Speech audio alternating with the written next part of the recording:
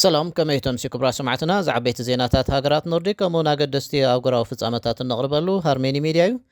ከም ወትሩ ንሎሚ ሓሙስ 27 ሓምለ ዘዳለናዮም ሓፀርቲ ዜናታት ኣስዒብና ክነቕርበልኩም ኢና። ንምክትታልኩም እናዓደምና ቀንዲ ነጥብታቶም ክንቐድም። ረብሓታት ሾደን ኣብ ሓደጋ ከእትዉ ዝደልዩ ኣካላት ነቲ ሃገር ዕላማ ናይ ሓሶት ጸለመ ይገብርዋ ምህላዎም ኣመልኪቱ ሚኒስተር ሲቪል ምክልኻል ካረል ኦስካር ቦሊን ትማል ረቡዕ ጋዜጣዊ መግለፂ መሃቡ። ብሰንኪ ኣብ ቀረባ እዋን ዝተኻየዱ መጽሓፍ ቁርኣን ዘቃጸሉ ሰልፍታት ኩነታት ጸጥታ ሾደን እናኸፍአ ከም ዝመጸ ኣገልግሎት ስልያ ሾደን ሳፖ ዝሃቦ መግለጺ። ከምኡን ኣብ ዮቶበሪ ንሓንቲ ህፃን ብኻራ ዘጥቅዐ ሰብኣይ ን14 ዓመታት ማእሰርቲ ከም ተፈርደን ካልኦትን ዜናታት ሒዝናልኩም ቀሪብና ኣለና። ንምክትታልኩም ደጊምና እናዓደብና ሕጂ ብቐጥታ ናብ ዝርዝራቱ።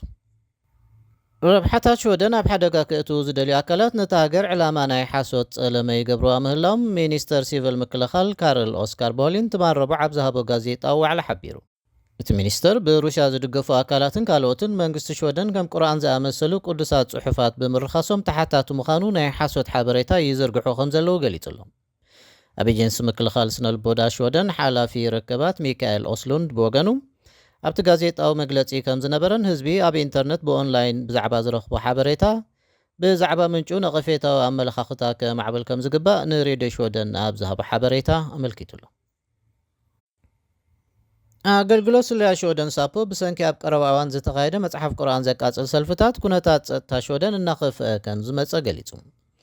ሾደን ኩሉ ዓይነት ሓሳባትን ኣረኣያታትን ተጸዋዊሩ ዝነበረላ ሃገር ተጌራ ክትርአ እኳ እንተጸንሐት ብሰንኪዞም ፍጻሜታት ኣብዚ ሕጂ እዋን ኣብ ገለ ክፋላት ዓለም ከም ጸረ እስላም ትርአ ኣላ ክትብል ኣብ ሳፖ ምክትል ሓላፊት ኣህዱ ጸረ ግብረ ሽበራ ሱዛና ትረንሆይናን ኣመልኪታ። ደረጃ ስጋት ግብረ ሽበራ ኣብ ሾደን ሕጂ እውን ኣብ ቦትኡ ምህላው እኳዳ ህሉ መዐቀኒታት ከም ዘመልክቶ እቲ ስጋት ምግዳዱ ዝሕብር እዩ ክትብል ኣተሓሳሲባ ኣላ። ኣብ ወርሒ መጋቢት ናይ ዝሒዝናዮ ዘለና ዓመት ኣብ ማእከላይ ዮቶበሪ ኣብ ልዕሊ ሓንቲ ጓል 10 ዓመት ቆልዓ ብዘይ ምኽንያት ብስሕለት መጥቃዕቲ ዝፈጸመ ሰብኣይ ን14 ዓመታት ማእሰርቲ ተፈሪዱ። እታ ሃውላንዳዊት ህፃን ኣብ ማእከል ከተማ ብሩስን ፓርከን እዚ መጥቃዕቲ ዝወረዳ እንዳባሓጓ እንዳበፅሐት እዩ ነይሩ። በቲ መጥቃዕቲ ከቢድ መቕሰልቲ እኳ እንተወረዳ ካብ ሞት ድሒና እያ። እቲ ቤት ፍርዲ ነቲ ወዲ 35 ዓመት ሰብኣይ ብፈተነ ቅትለትን ከቢድ መጥቃዕትን ገበነኛ ኮይኑ ስለ ዝረኸቦ ነቲ ፍርዲ ምውሳኑ ገሊጹ ኣሎ። እቲ ሰብኣይ ነቲ ገበን ናይ እምነት ኮነ ክሕደት ቃሉ ኣይሃበን። ኣብ 2016 ኣብ ማዕርፎ ነፈርቲ ከምኡውን መደበር ሜትሮ ማይል ቤከን ብራስለስ ቤልጅየም ብዝተፈጸመ ነፍሰ ቅትለታዊ መጥቃዕቲ ሾደናዊ ዑስማን ክራይም ም6 ርእሱ ገበነኛ ኮይኑ ከም እተረኽበ ተፈሊጡ። ክራይም ሓደ ካብቶም ኣብ 2015 ኣብ ፓሪስ ኣብ ዝተኻየደ መጥቃዕቲ ግብረ ሽበራ ተሳቲፎም ተባሂሎም ዝተፈርዱ እዩ። ኣብ ብራስለስ ብዝተፈጸመ ግብረ ሽበራዊ መጥቃዕቲ 32 ሰባት ክሞቱ ከለዉ ካልኦት ኣማይ ድማ ምቕሳሎም ዝፍለጥ እዩ። ካብ ማዕርፎ ነፈርቲ ቻርልስ ዴጎል ነፋሪት ከብርር ኣብ ዝተመደበሉ እዋን ኣልኮላዊ መስተ ምውሳዱ ብመርመራ ተረጋገፀ ኣሜሪካዊ ፓይሎት ተፈሪዱ። እዚ 63 ዝዕድሚኡ ፓይሎት መንገዲ ኣየር ዩናይትድ ናብ ዳላስ ቴክሳስ ቅድሚ ምብራሩ እዩ ኣብ ማዕርፎ ነፈርቲ ቻርልስ ዴጎል ብፖሊስ መርመራ ትንፋስ ተገይሩሉ። ሰብኣይ ኣብ ኣውሮጳ ንዝነብሩ ፓይሎታት ካብ ዝፈቅድ ሕጋዊ ገደብ ብ3 ዕፅፊ ዝዛይድ ኣልኮላዊ መስተ ምስታዩ ከም ተረጋገፀን ዝሓለፈ ሰሉስ ካብ ፓሪስ ወፃኢ ኣብ ዝርከብ ቤት ፍርዲ ቦቢግኒ ን6 ኣዋርሕ ኣብ ልዕሊኡ ዘጸንዕ ማእሰርቲ ከም ተፈርደን ተፈሊጡ። እዚ ብማዕከና ዜና ፈረንሳ ሄንሪ ደብሊው ተባሂሉ ዝተሰመየ ፓይሎት ቅድሚ ምሸት 2 ብርጭቆ ወይኒ ጥራይ ከም ዝሰተየ ንቤት ፍርዲ እኳ እንተገለጸ ብሰንበት 23 ሓምለ ሰዓት 3 ድሕሪ ቀትሪ ሰኺሩ ሰንደልደል ይብል ምንባሩ ዓይንቱ ደም ሰሪቡ ድምፁ ኸኣ ናይ ስኽራን ጉትት ይብል ምንባሩ ሓደ በዓል መዚ ማዕርፎ ነፈርቲ ምስክርነቱ ይብሉ። እቲ ፓይሎት ን6 ኣዋርሕ ካብ ስራሕ ክቕፃዕ 4500 ዩሮ ክኸፍል ናይ ሓደ ዓመት ፍቓድ ፓይሎትነቱ ክእገድን ቤት ፍርዲ ውሳኑ ኣሕሊፉሎ።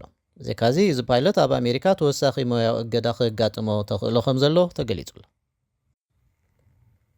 ሚኒስተር ውሽጣዊ ጉዳያት ፊንላንድ ማራ ራንታነን ብዛዕባ ውዴት ግብረ ሽበራ ሕሉፋት የማናውያን ባእታታት ዝሃቦ ዝርዝር ሓበሬታ ዘሰክፍ ምዃኑ ብምጥቃስ ኣዝዩ ብዕቱብ ክውሰድ ከም ዘለዎ ኣተሓሳሲባ።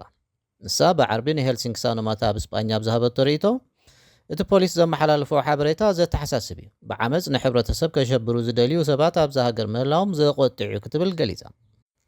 ክፍሊ ፖሊስ ሰሜን ሃገራዊ ቤት ጽሕፈት ምርመራን ትማል ሓሙስ ኣብ ዝሃቦ መግለጺ ብዛዕባ እቶም ግብረ ሽበራዊ መጥቃዕትን ምፍጻም ዝወጠኑ ባእታታት ዝምልከት መርመሮኦም ኣብ ምጥቕላል ከም ዘለዉ ዝሓለፈ ሓሙስ ገሊጾም እዩ። እቲ مرمرة ምስ ካልኦት ክፍለታት ፖሊስን ኣገልግሎት ስለያ ጸጥታ ፊንላንድ ሱፖን ብቐረባ ብምትሕባር ዝተኻየደ እዩ። እቶም ገመናት ኣብ ላቲን ከባቢያን ኣብ 2022 ክሳብ 2023 ከም እተፈጸሙ እዩ ዝግለጽ። ካብቶም ኣብቲ ጉዳይ ዝተጠርጠሩ 4 ፊንላንዳውያን እቶም 3 ካብ 20 ክሳብ 30 ዓመት ዝዕድሚኦም ኮይኖም ሓደ ድማ ልዕሊ 60 ዓመት ዝዕድሚ እዩ። እዞም ሰባት ሕሉፍ የማናዊ ጉጅለ ብምቋም ከምኡውን ብ3D ኣሕታሚ ኣውቶማቲክ ብረታት ብምግጥጣም ኣብ ልዕሊ መሰረተ ልምዓትን ሓንፀፅቲ ፖሊስን ፊንላንድ መጥቃዕትን ምፍናው መደብ ከም ዝነበሮም ተፈሊጡሎ። ኣብ ክፍሊ ፖሊስ ሃመ ዋና ተቆጻጻሪ መርማሪ ቶማስ ኩረ ድራኸን ምፍራይ ኣጽዋርን እዞም ጉጅለታት ብጡርፍ ስነ ሓሳብ ዝተመስረተ እዩ ነይሩ። እዚ ድማ ዝተፈላለየ ኣጋባት ብምጥቃም ውድቀት ሕብረተሰብ ዘስዕቡ ምዕባለታት ንምምችቻን ምድጋፍን ዝዓለመ እዩ ነይሩ ክብል ርእይቱ ይሂብሎ። ካብቶም ኣብ ደሴታት ግሪክ ብዝተላዕለ ብርቱዕ ባርዕ ጫካታት ዝጉዕዙ ዘለዋ ሸሓት በጻሕቲ ኣማይት ኖርዌጃውያን ከም ዝርከብዎም ተሓቢሩ። ኣብ ልዕሊ ኦፐሬተራት ጉዕዞ ድሕሪ ዝመፀ ብርቱዕ ጥርዓናት ወይ ሕጂ ዓማዊሉ ናብ ዓዶም ወይ እንተወሓደ ናብ ዴንማርክ ብነፋሪት ከብፅሕ ይጓየሉ። ኩሎም ካብቲ ኣብ ሮድስ ዝርከብ ሆቴላቶም ዝወፁ ዓማዊል ኖርዲክ ወይ ትማል ምሸት ናብ ቢሉንድ ዴንማርክ ኣብ እትብገስ ነፋሪት ተወሳኺ መንበር ተዋሂቦም ኣሎ። ወይ ናብ ኮፐንሃገን ዝኸይድ መጓዓዝያ እውን የዳሉ ከም ዘለው ቲቪቱ ጸብጺባላ። ብዙሓት ካብዞም ገያሾ ብሰበስልጣን ማሕበረሰብ ተኸባቢ ኣብ ዝተተኽሉ ግዜያዊ መዕቆቤታት ክድቅሱ ምጽንሖም ዝፍለጥ እዩ። ትባርዕ ጫካ ንብዙሓት ከቢድ ፍርህን ጓህን ዝፈጠረ እኳ እንተኾነ ነበርቲ ተኸባቢ ብዝተኻእሎም መጠን መስተ መግብን ካልእ ሓገዝን ንምቕራብ ዝገበርዎ ፃዕሪ ግና ኣመስጊኖም ኣለዉ። ኣብ መወዳእታት ሰሙን ኣስታት 19,000 በጻሕቲ ካብ ሆቴል ክወፁ ተገይሮም ኣለዉ። ዝነኾነ ነበርቲ ተኸባቢ ብዛዕባ ተስፋ ቱሪዝም ዘለዎም ስጋት ይገልጹ ኣለዉ። ኣብ ከባቢ ማእከላይ ባሕሪ ብክብረ ወሰን ዝተመዝገበን ልዕሊ 40 ዲግሪ ሴልሲየስ ዝኸውን ሙቐት ምኽሳቱ ብሓደ ወገን ንሱ ዘስዓቦ ነቕፅን ባርዕ ጫካን ከዓ ንበጻሕቲ ካብቲ ቦታ ክሰናበቱ ይገብር ምህላው ቀንዲ ምንጪ ስጋቶም። ንብስራት ኣብ ሰሜን ኤውሮጳ ዝመደበሩ ትራንስፈር ጋላክሲ ናይ ነዊሕ ዓመታት ልምዲ ኣብ ዲጂታላዊ መፍትሒ ናይ ሓዋላ ወይ ከዓ ዝውውር ገንዘብ ዘተኣታተወ ትካል ኮይኑ ሕጂ ድማ ጠለብ ዓማዊሉ ንምምላእ ካብ ሙሉእ ኤውሮጳ ናብ ኤርትራ እውን ገንዘብ ክትልእክሉ እትኽእሉ ቅልል ዝበለ መስርሕ ፈጢሩልኩም ኣሎ። እዚ ስርሒት እዚ ነቲ ኣብ ኤውሮጳ ዝርከብ ማሕበረሰብ ኤርትራ ኣብ ዓዱ ንዝርከብ ስድራ ቤቱ ንምድጋፍ ዝጽዕር ዓብይ እፎይታ ዝህብ እዩ። ትራንስፈር ጋላክሲ ንተጠቀምቲ ምቹእ ዝኾነ ኣፕ ኣዳልዩ ካብ ዝኾነ ቦታ ኤውሮጳ ብዲጂታላዊ ኣገባብ ገንዘብ ብምልኣኽ መቕረብኩም ናብ ሂምቦል ብምኻድ ገንዘቦም ክርከቡ ከም ዝኽእሉ ነበስረኩም።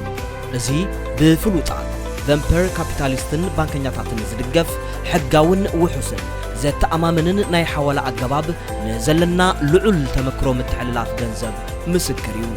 ሕጂ በዚ ጥብቆ ወይ ከዓ ሊንክ ኣቢልኩም ትራንስፈር ጋላክሲ ኣፕ ተመዝጊብኩም ኣውርድዎ። ንኤርትራ ድማ ካብ ኤውሮጳ ገንዘብ መልኣኽ ክትጅምሩ ትኽእሉ ኢኹም። ብተወሳኺ ትራንስፈር ጋላክሲ ብትግርኛ ድጋፍ ንዓማዊሉ ከም ዝህብ ነበስረኩም። ንዝያዳ ሓበሬታ ወይ ድማ ንሓገዝ ወይ እውን ሕቶታት ምዝህልወኩም ብቁፅሪ ስልኪ 00 46 7 10 71 21 69 ተወከሱና።